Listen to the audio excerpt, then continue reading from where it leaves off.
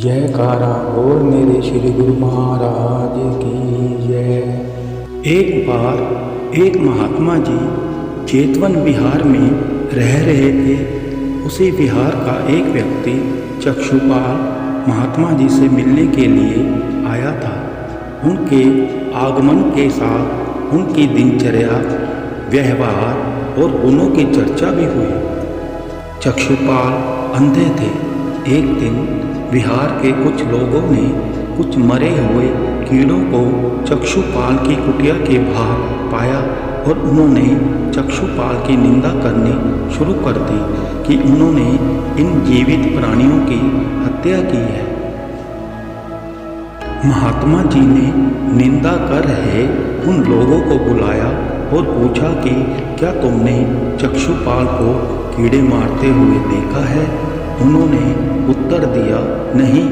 इस पर महात्मा जी ने उन लोगों से कहा कि जैसे तुमने उन्हें कीड़े मारते नहीं देखा, वैसे ही चक्षुपाल ने भी उन्हें मरते नहीं देखा और उन्होंने कीड़ों को जानबूझकर नहीं मारा है, इसीलिए उनके ऊपर दोष लगाना उचित नहीं है। इसके बाद विहार के लोगों ने महात्मा जी से चक्षुपाल के बारे में पूछा कि वो अंधे क्यों हैं, उन्होंने इस जन्म में या पिछले जन्म में क्या पाप किए। महात्मा जी ने चक्षुपाल के बारे में कहा कि वे पूर्व जन्म में एक डॉक्टर थे। एक अंधी स्त्री ने उनसे वादा किया था कि यदि वे उनकी आँखें ठीक कर देंगे तो वह और उसका परिवार उनके दास बन जाएंगे। उस स्त्री की आंखें ठीक हो गई, पर उसने दासी बनने के भय से ये मानने से इनकार कर दिया कि उसकी आंखें ठीक हो गई हैं। डॉक्टर को पता था कि उस स्त्री की आंखें ठीक हो गई हैं, वह झूठ बोल रही है। उसे सबक सिखाने के लिए या बदला लेने के लिए चक्षुपाल ने उसे दूसरी दवा दे दी।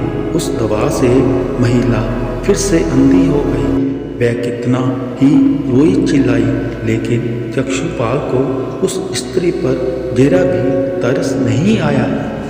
इस पाप के फलस्वरूप डॉक्टर को अगले जन्म में अंधा बनना पड़ा।